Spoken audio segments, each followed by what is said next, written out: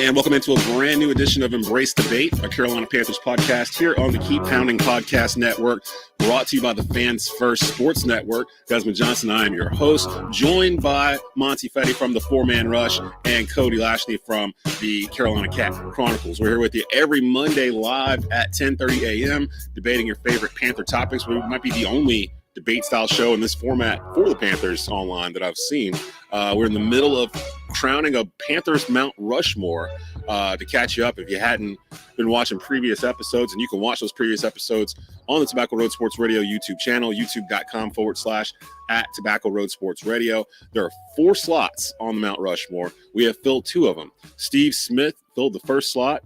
Cam Newton filled in the second slot. There are 2 slots remaining. There are 2 main rules to this procedure that we're doing here. So Monty and Cody will put out a player each for nomination to be enrolled into this Panthers Mount Rushmore. We'll debate the merits for both players, and then we'll vote. Majority wins. The fans, you can help out by actually typing in here on the YouTube channel or on Facebook Watch on Tobacco Road Sports Radio's Facebook channel. You can type in your comments, add into the debate. The winner will move on to the Mount Rushmore. You can only nominate a player from the Panthers roster, past, present, or current, twice. Cam Newton was on the verge of elimination. He had been nominated week 1. He lost to Steve Smith. Was nominated again the following episode against Luke Kuechly and actually won that battle. So Luke Kuechly is now in the hot seat. He can only be nominated one more time, or he cannot be nominated again for this Mount Rushmore. Monty, Cody, what's going on, brothers? How y'all doing? What's going on, man? How are y'all? Man, I'm ready. I'm excited. I did a hit for Believe for the Charity Stripe, their television show. They're going through the NFC South, and it was the first time I sat down and had to go through the schedule because they made us do a win-loss thing, and I'm like, God, it's really early. I don't want to do it this early. But by the time we got to the end of it, I had them at 11 wins, which is kind of wild, but they told me they had Atlanta at 10 wins the episode before, so you never know with this kind of stuff. So it's not wild to me. I've been saying I'm disappointed. No, I don't think it is. I think it's at least a 10-win season. I think our offense is poised to. I think our offense is poised to hit the ground running. I really do. Yeah. I think my floor this year for us was at least 8. So I think realistically speaking, we can hit 10 wins. So. I think Vegas has it at like 6 or 6.5 or something right now. And they were asking would I take the under or the over. I was like, oh, I'll take the over. Like they won 7 wins despite themselves last year. Like they actually have a plan. 2 coaches had that. Yeah, like we didn't really have a coach for the first third of the season last year. So I think they can get to that. And whoever gets to 10 wins in this division probably will win it based on what I'm seeing around the division. Yeah. So we'll get into all that stuff as training camp starts to begin. Some folks start trickling in to watch the show. Appreciate everybody coming in to check us out. Again, subscribe on the YouTube channel so you can get notification for when we will be on. After next week, we will be switching to probably Thursday mornings live. Of course, I've got responsibilities with Believe. All 3 of us have other things going on. So this will move from Mondays here in the off season to Thursdays in season live, probably still around 10:30. We'll get you set up for Panthers going into the season. Guys, we got this Mount Rushmore going on. Steve Smith got in pretty easily week 1.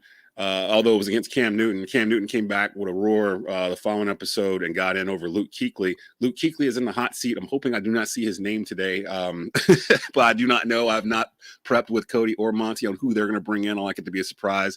So we'll just kind of get this thing started here. Who was the one that picked Cam last time?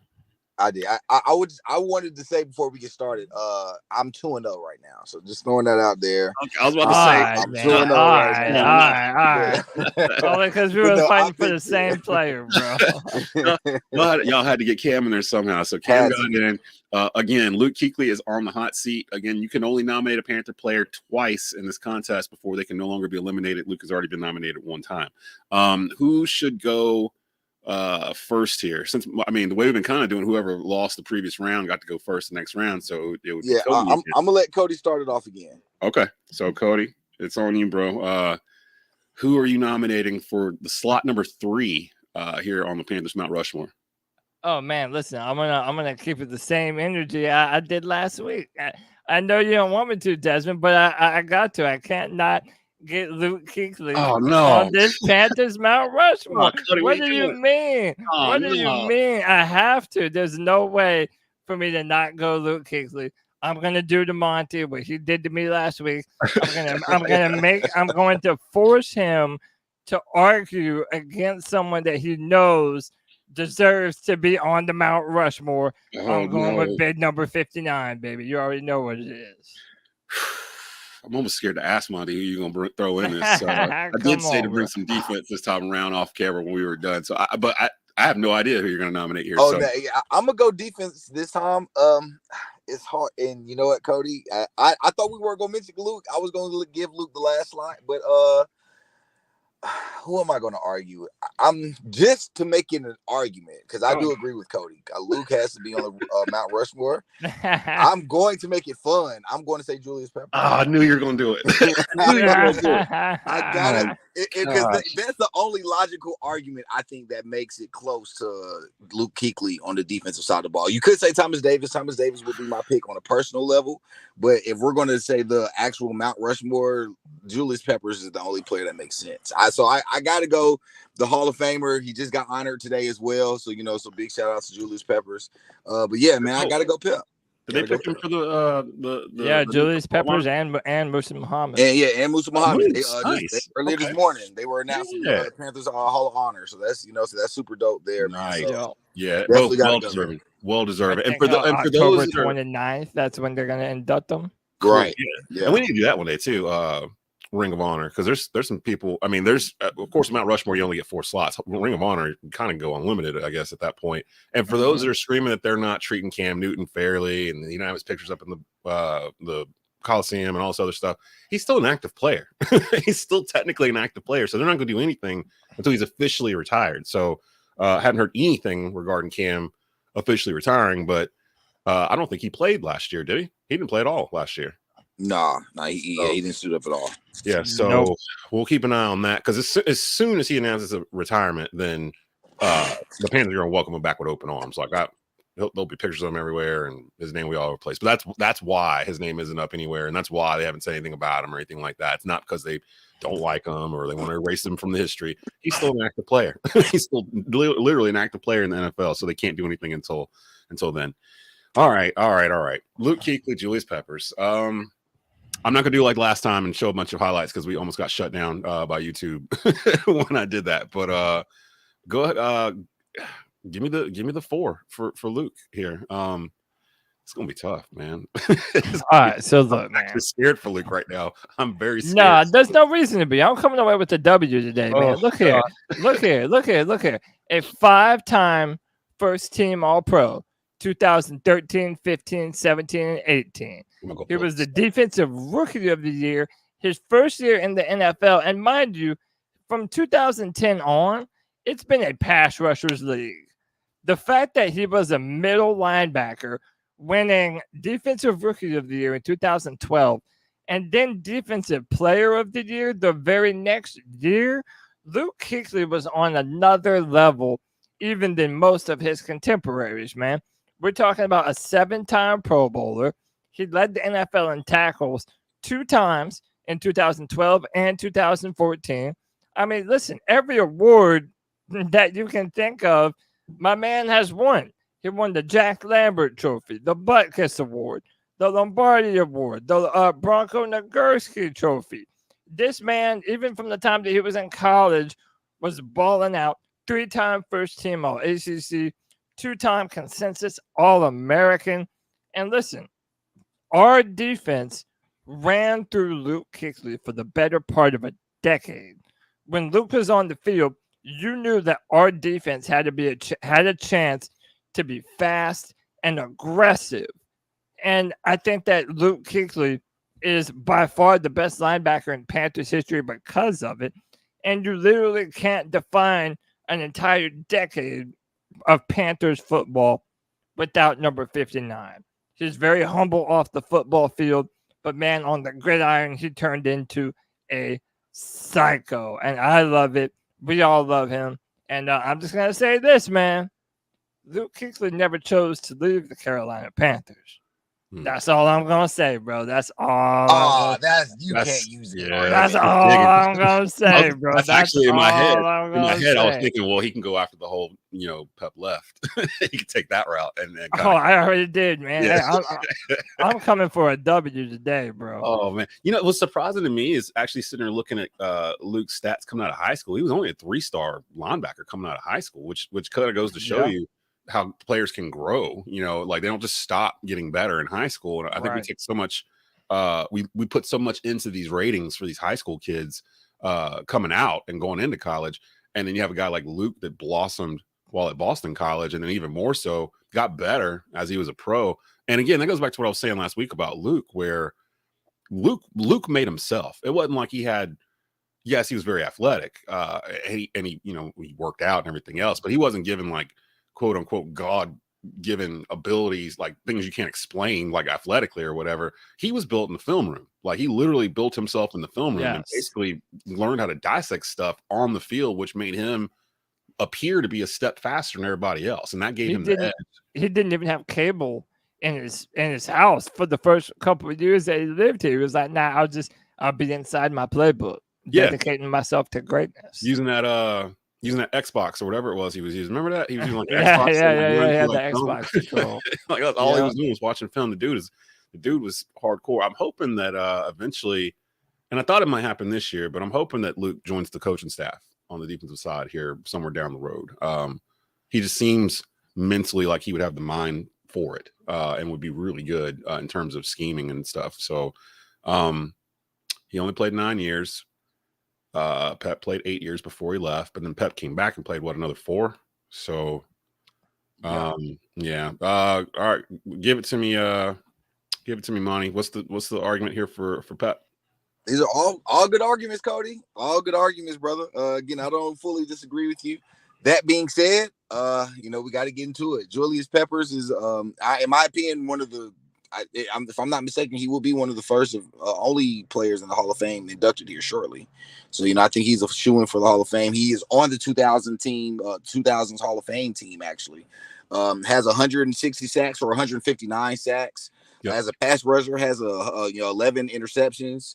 I believe before, we're talking about just the way he played the game and dominated the game. I think at one point you could say he was one of the, if not the best pass rushers in the league at one point. Mm-hmm. Yeah, man. And then if we're talking about just him being a freak athlete, he was a a two-sport athlete at Carolina. He played on the basketball team and was a star was a star defensive end for Carolina as well, man. So I got to throw my Tar Heels in there as well. Julius Peppers is again. I think the only logical argument against Luke would be JP. I feel like Pep is, and then you can also make the argument. On the back end of his career, he comes back and has an 11-sack season with us. So, that just goes to show that, he was even as he's got older, we really never saw him have that harsh decline in play that you did see in Luke. And again, I know it was different reasons. Luke had the injury issue, especially with the concussion. But, I think it goes to show, Luke, Peppers played a 10+ season career. Even if it wasn't all with us, I feel like, he still was a dominant defensive end here with us and then went on to have a dominant career, with 2 other teams as well. So, I mean, JP is a strong argument in my opinion, but I do want to give my bro Cody the win because Luke has to be on here. Well, I mean, just looking at Pep in terms of his career, for starters, I don't know if many people know this, but I think he's the only player in NFL history to have played in a Final Four and a Super Bowl. So yeah, that's pretty nuts for that. He played in the Final Four for Carolina in '98, the squad with Vince Carter and Antoine Jameson and Ed Cota and just imagine being an NFL star in college. You played with Vince Carter on the basketball team. Yeah, like what? It's crazy, man. And walked on, was good enough to walk on and played. Scored 21 points in a NCAA tournament game and was on the team the following year. So, and then he didn't play basketball his final season at Carolina. He focused on football, which turned out to be a good thing. Number 2 overall pick. When you compare them side by side in terms of accolades, he played for the Panthers for 7 seasons, left after 2009, went to the Bears, went to the Packers. He was only with the Bears from 2010 to 2013. I'm sitting there, And it on Wikipedia says he's listed on the 100 greatest Bears of all time. He was only there for 4 years. Yeah, I don't think it's hard to be as an all-time Bear though. I don't know how big an accolade that is, but I mean, it's probably the entire 85 Bears roster, so that's like half of it. And then right, exactly. I don't know how good an accomplishment that is. Some Jay Cutler and some Rex Grossman and but I mean, you had Brian Urlacher. I mean, we have to be respectful. You know, Brian that's true. Urlacher was a beast. Right. Won the Lombardi Award in 2001, first team All ACC, defensive rookie of the year, like you said, All Pro 3 times. I would have thought even more than 3 times, but I mean, I'm just saying Luke hit the ground running. And another point that I want to go back to is like I feel like the past decade, you know, the 2010s and on, you know, it's been a pass rushers league. You know, Aaron Donald, Myles Garrett.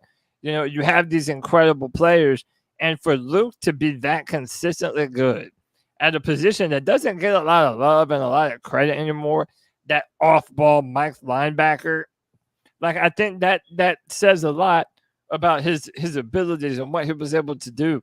I mean, and also the fact that, you know, whatever quarterback that we went up against, they were all, I mean, they knew that Luke Kuechly had to be a part of their game plan, not only during, you know, after the ball is snapped, he's going to be flying around making tackles everywhere, but the audibles that he would make on defense and the changes that he would make. I mean, he would have battles with Peyton Manning and Tom Brady and Drew Brees, the back and forth between Luke and these Hall of Fame legendary quarterbacks. I mean, like that was must-see TV for the better part of a decade. And yeah. No, go ahead, Cody. Go ahead, finish. No, just the fact that Luke meant so much to our defense. Everyone got to play faster because of Luke Kuechly. And I think that there's a lot of revisionist history, right? Obviously, Pep is one of the greatest ever. He deserves to be on this, no doubt about it. But, you know, a lot of Panther fans, they will tell you that, you know, back in his day, there were people that wondered whether Julius Peppers was sometimes taking plays off, that maybe he wasn't always given 110% compared to his talent level. And again, I just think that's something that you never, ever could have said about Luke and his work ethic, both on and off the football field. That's what made those Panthers defenses terrifying, because not only was he incredible, but he made everyone around him even better. In my mind, he's one of the top 3 Panther players ever. I don't know why, but I remember from the last show, Justin Long saying that Luke was struggling in coverage. I do not remember Luke Kuechly struggling in coverage in any form. Like, yeah, I'm not sure where this is coming from. In fact, he was actually probably one of the top linebackers in coverage while he was playing. Right. And again, that all goes to film study, knowing where the receivers were supposed to be, getting there before them. He rarely rushed from that position in terms of that, because he was so good in coverage. So I'm not really sure where this is coming from with him struggling in coverage. It didn't happen. Meanwhile, just to kind of bolster the Peppers debate here, I pulled up his franchise records and stuff, and I thought this was right.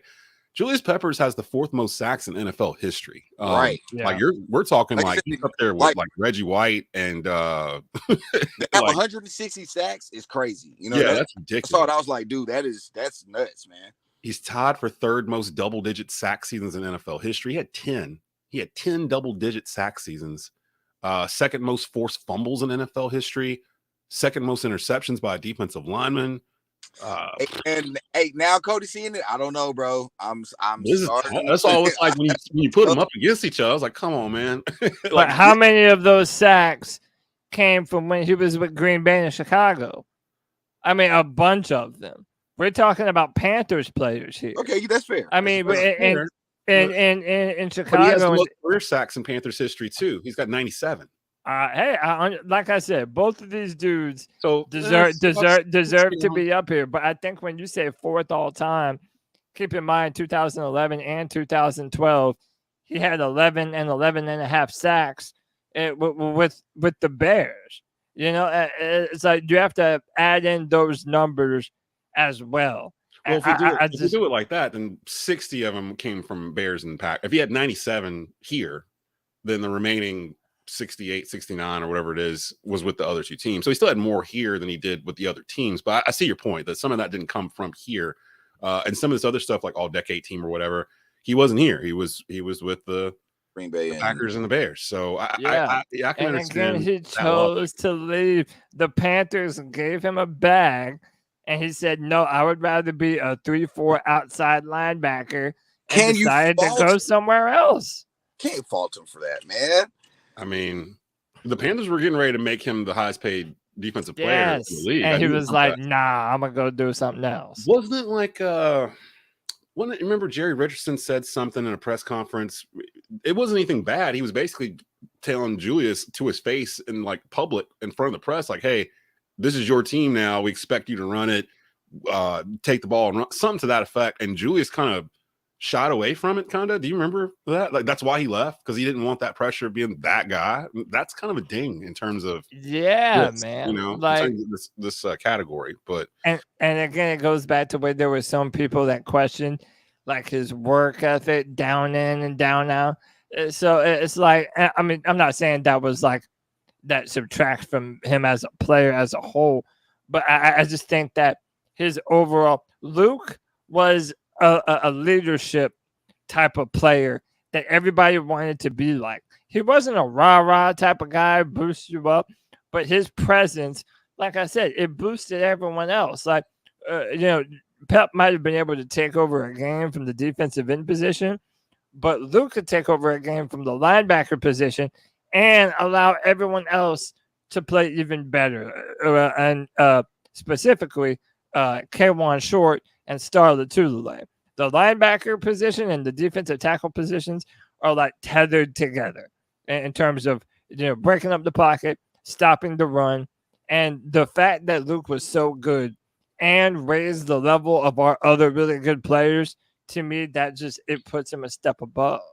So one of the cool things about me hosting the show is that I get to run the comments that come in and out. And B&B Chirac Vet says, "So now Desmond's creating false reasons for why he left." No, I was there. I was there when he said it. So it wasn't false. Like, literally that happened. Like, Jerry Richardson was at the podium basically pushing Pep to be the leader. He wanted him to be more vocal. I do remember that. He wanted to be more vocal. And he was it felt like a closed door conversation that he was having at the podium with Julius standing to the side. And he hadn't signed his deal yet. And then literally he decided to go elsewhere. And that was the narrative. That was the narrative that's why he left, because he did not want to be in that position with Carolina. And he kind of echoed that when he came back. He came back and was basically like, I miss playing at home, and home is where the heart is, and all that kind of stuff. So no, I'm not in here making up anything. I don't get paid to make up stuff, bro. So like, it doesn't do me any good to make up anything. So no, that all happened. Like, literally all happened. And I'm happy Pep was able to come back. There was, if you recall, there was kind of a rift between Peppers and the Panthers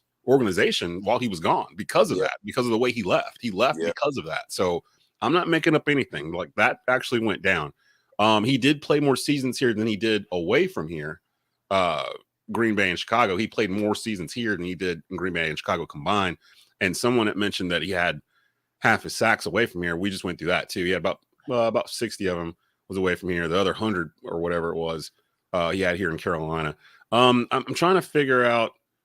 You remember that 2015 game where the Packers came to Carolina and Cam, we didn't score the touchdown. And Pep took the ball away from Cam and tossed it to the referee. Oh, and Cam was like, "Bro, for what?" Yeah, like, for go what? Get it from the ref. Yeah. He was kind of looked at as a villain almost at that point with Panthers. Like, we weren't fans of Pep while he was gone. Like, we're not going to pretend that we were all cheering for him while we were hurt. We were hurt he left. Like, that was our homegrown number 2 overall pick from Carolina. Like, and the Panthers didn't want him to leave. They were going to pay him, and they offered him a big time contract. And he didn't want it. I mean, I think he got offered more. I think he got offered like $100 million or something nuts from Carolina, and he took 80 from the Packers. Like, they were about to make him the highest paid defensive player in NFL history. I remember that very clearly. And he said, "No, I'm gonna go over here." And some of that, I think, too, they were talking about him playing like outside linebacker a little bit or something like that, changing his position, like having him roam a little bit from DE to the offensive line. I'm not offensive line, outside linebacker. There was he didn't want to do that, or he got tired of doing what he was doing, putting his hand in the dirt. And Green Bay was giving him an opportunity to play off outside linebacker. So yeah, there was a couple things in play there. Yeah, there was a couple things going on there. But the main thing was that Jerry Richardson press conference. That was the turning point that made him decide to look elsewhere. Looking at it's not a narrative, like, bro, like literally, like all this happened. Go look it up. Google is free. Like, go check it out on Google. It's man. Like, I don't understand it. I was going to start throwing in wild cards at this point because we're halfway through it, and we're going to end up leaving out some names. And I'm gonna throw a wild card in here. I don't know if it's going to change it much, but I'm gonna throw Sam Mills into this conversation since we're talking defense. And I feel like I have to represent the old school out of the three of us here. I'm the oldest one. And we need to talk about Sam. And because it feels like he's not going to get on this Mount Rushmore, but he probably should have been the first name thrown out there, right? Like Sam, although he only played with us, I think 3 years or something like that as the tail end of his career. Most of his career was with the Saints.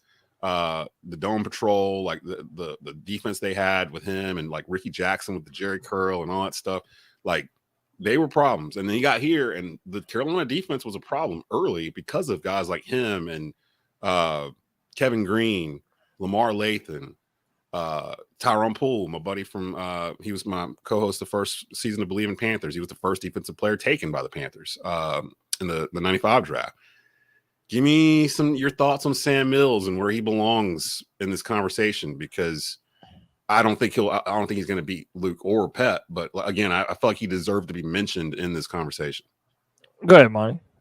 Yeah, I definitely think Sam Mills is it should definitely be an honorable mention. And what you said at the beginning is what I remember most growing up is Sam Mills and the Dome Patrol in New Orleans. You know, that's what I actually remember the most from Sam Mills. Is more him playing in New Orleans than I do, you know, him with Carolina. But you know, of course, the keep pounding, you know, anthem. I mean, everything about what Carolina has grown into. You know, Sam Mills has his hands all over it. So again, I agree with you, Des. He definitely has to be mentioned. But if we're talking about just the top 4 players all time, it's hard to put him in there, especially when he played for a division rival for most of his career. You know, it's hard to throw him in there. He just doesn't have the production or the longevity that you would look for in the top 4 player, in my opinion.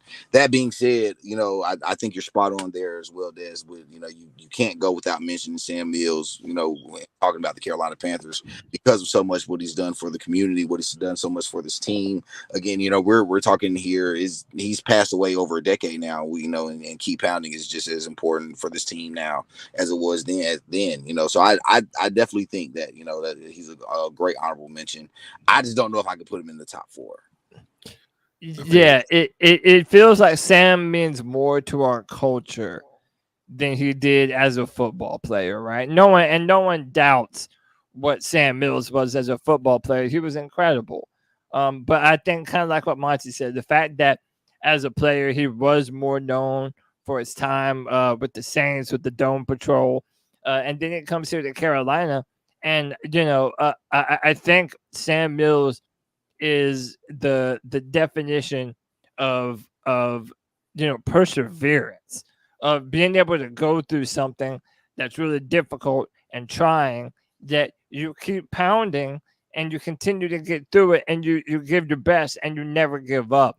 And I feel like that mantra has allowed, you know, subsequent Panther defensive players and offensive players to continue to strive for their own version of greatness. I agree with Monty. I just think when it comes to play on the football field, I mean, if you look at you know, the guys that we're talking about now and the guys that are already in, Steve Smith, Cam Newton, Luke Kuechly, Julius Peppers, it's really just hard to put anybody over the top of those 4 men because of what they did for this organization.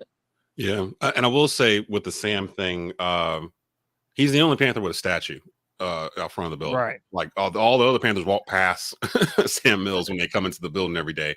And that's a huge deal. Like I use that in the GOAT debate for basketball when it comes to Jordan and LeBron and Kareem and everybody else. I'm like, you know, out of all those dudes, Jordan's the only guy that had to drive past a statue of himself when he was coming into work. like every day. That's a huge deal. Yeah. Like, I mean, it boggles my mind to even think about. Imagine if you was going to work every day. There's a statue of you outside of the building when you're coming in every day to start your day. That's an ego trip. That's a kind of, maybe I am the best of all time. Maybe I am that dude. And Sam got it. I don't think it was up while he was still here with it. No, I guess it was. They did put it up before he passed away, if I'm not mistaken. When did he pass away? 2005, I want to say. Yeah. I think it was early. It was mid 2000s when he passed. Was that statue up before then? I want to say. I think it was after he passed. I thought it was. It's been up for quite some time, but I think it's definitely been. I thought it was after he passed. It could very well be. And then I've always said, because that's on the, I think that's on the north entrance or the south. It's one of the two. It's at one. I've always said that if anybody deserved to have another one, it should be Thomas Davis. Thomas Davis should be the one. I agree. On the other end. Yeah. He died April 18th, 2005. 2005. And he passed away from a long bout with cancer. So the whole counting thing came through. So that's putting Sam in the conversation. I just had to do that, but really the debate here is between Pep and Luke. And to be honest, it seems like the separator here is Pep leaving. For me, Pep demanding to leave was like Luke and Cam demanding to be traded or released during their best years, just because they didn't like it here anymore. That's from Panther Pickle. So let's just I put up a chat or a poll rather on the C3 channel. Who deserves to go on the Panthers Mount Rushmore more? It's 57% Luke Kuechly, 43% Julius Peppers. I think that's what's dragging him down. I think that's what's dragging him down. That's an interesting. Justin Long, active in the comments, says Sam is like Larry Johnson. Honestly, I would say Larry was a bigger star than Sam was. I understand the comparison, but Larry was the first national star we had in Charlotte. I don't know if you guys are old enough to remember this, but watching Inside Stuff Saturday mornings on NBC, the basketball show they would have with Ahmad Rashad and somebody else, and the opening credits, there's Larry Johnson doing his 360 dunk from the NBA contest. That I can clearly still see. Larry was the first big national star that we had here. This is before the Panthers even existed, 92, 93, when the Hornets were selling out every game, and Hornets starter merch was like the biggest selling thing on the planet. Like everybody had some kind of Hornets starter jacket or stuff in Hornets teal, and we were hot. We were the thing. And even though we weren't that great, but we had young stars, and Larry was the top of all of those. And I've always wondered what would have happened if he hadn't hurt his back. I've always compared Zion Williamson to Larry. He's just like 40 pounds heavier. But his I wish he got traded to the Hornets. That would have been so dope. Who, Zion? Yeah. No, man, no. Stay away. I was wanting that to happen, man. I wanted it to happen so bad, man. No, yeah. Because look, dude, this is the start of his 4th NBA season. I haven't seen him do anything with his weight whatsoever in the 4 years he's been a pro, and he's been hurt every year. He's only played 30% of the games. I can't. And he just extended him, so he's maybe it changed the scenery is what the doctor ordered. I don't know. All that fried food in New Orleans. I don't know. I don't know much about basketball like I do about football, so I'll leave that expertise to y'all. But by the way, shout out my guy CJA. I also think that's another argument in favor of Luke. Peppers never won the Defensive Player of the Year, and not only did Luke win it, but he won Rookie of the Year the year before, and then the very next year was the best defensive player in football. Yeah, and I think he led the league in tackles both those years too. So, I did see earlier in the comments somebody mentioned that the 49ers had 2 linebackers similar to Luke playing at the same time. What were the names? Navarro Bowman and the dude, Patrick Willis. Pat Willis, yeah, Patrick Willis. I don't think they were they were as good as Luke, but I don't think they were exactly the same player. They were in a different system. Patrick Willis was the prototype before Luke, and then Luke came on, and I think Luke overlapped. Yeah, because Patrick Willis was before injury, he was that guy too, you know, and I feel like he was just as dangerous in coverage. He was probably a better pass rusher, and that was the biggest thing. That's the only real knock I feel like that people had against Luke was he wasn't the pass rusher, you know, that you saw with other middle linebackers, you know. But I feel like he made up for that as we were talking about in coverage. You know, I feel like he was just he was elite in coverage. You know, I feel like we're talking about one of the best coverage linebackers of all time. You know, I can vividly remember when we went when Seattle came here, the divisional round in the playoffs, and and Luke takes it to the house, like house calls Russell Wilson like right out the gate. Yes, I knew then. I told one of my buddies then, it's like, oh yeah, we're winning this game. Yep. Like Luke's not allowing us to lose this game. Like right out the gate, you know, pick six, Russ. And then I was like, dude, Luke is on a whole different type of level. So I agree with you know, we got to get Luke in there. But Peppers is an animal, man, and I think we know the top four because I think it's hard to argue against Peppers. I don't know. Well, that's just the thing. I don't know because now it's going to set up where let's go ahead and vote this, and I'll explain what's going to happen here for this fourth slot. Let's go ahead and vote. Cody, your vote. Number 59. So fine, let's go. Monty.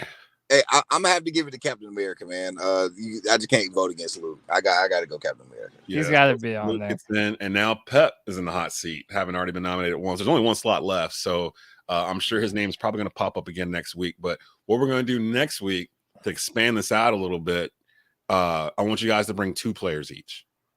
So we'll be 4 we're going to talk about next week because it's the last slot, and there's a couple of names that we haven't even mentioned yet that should get talked about. I'm looking at Moose Muhammad just got put in the Hall of the Ring of Honor or whatever. We haven't talked about him once. Jake Delhomme led us to a Super Bowl and probably one of the funnest seasons I can remember in Panthers history. We haven't got to any of the running backs.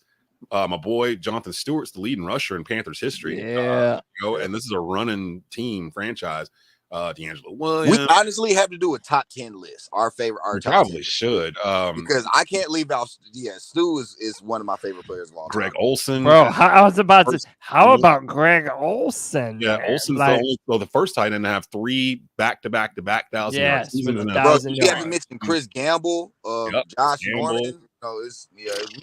I mean, there's some names that we got to kind of put out here. So what we'll probably do, we'll finish out the Mount Rushmore. So we'll have our top 4 and we'll nominate those 4. And then as an addendum, we'll do the remaining 6 and have a Panthers top 10. So the first 4 is the Mount Rushmore. The remaining 6 will make up the top 10 for our Panthers all-time top 10. And that way we can give some credit to guys like Sam Mills and Steve Berline and Wesley Walls, Jordan Gross. Yeah. We haven't mentioned him. You know, Ryan Khalil.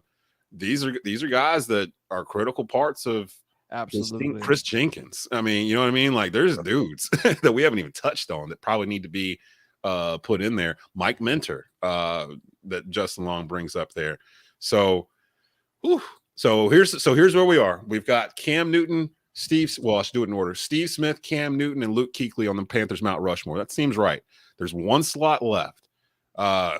Because of what happened today, Julius Peppers is now on the hot seat. He can only be nominated 1 more time. It's not going to matter. There's only 1 seat left for the Mount Rushmore. I'm pretty sure his name's going to pop up next week, but I don't think it's going to be that easy for him to get in based off of the arguments that we had today that kept him off over or having Luke over him. Some of those names I just said, I think you could debate. Maybe they should get in over Pep. So I don't know if Pep is necessarily a lock, even though it's nuts because he's probably a first ballot Hall of Famer.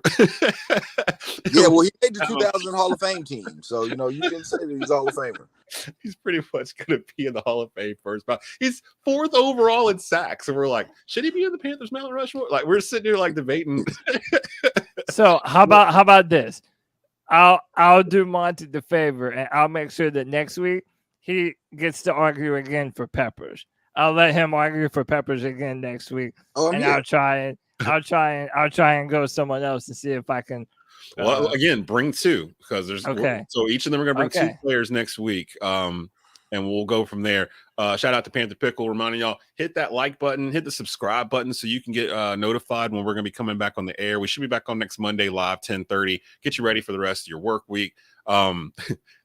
Justin Law, this is disrespectful to Pep. I don't know so much if it's disrespectful. I think Pep probably would be like, yeah, Luke probably should go in before I do, but he'd probably also be like, I better get in there like right behind him. Like He's getting it. I mean, we're talking about Panthers GOATs all the way around. Yeah, I mean, the ones we have right now are probably the best at the position they played. Yeah, with the Panthers in their history. Cam Newton, right. Steve Smith, Luke Kuechly. I can't really argue that. And you can argue that for the times that they played, they were tops at their positions in the NFL. Yeah, right. Yeah. But they pretty much hit the peak. We're talking about a Triple Crown winner, an MVP, and we're talking about a Defensive Player of the Year.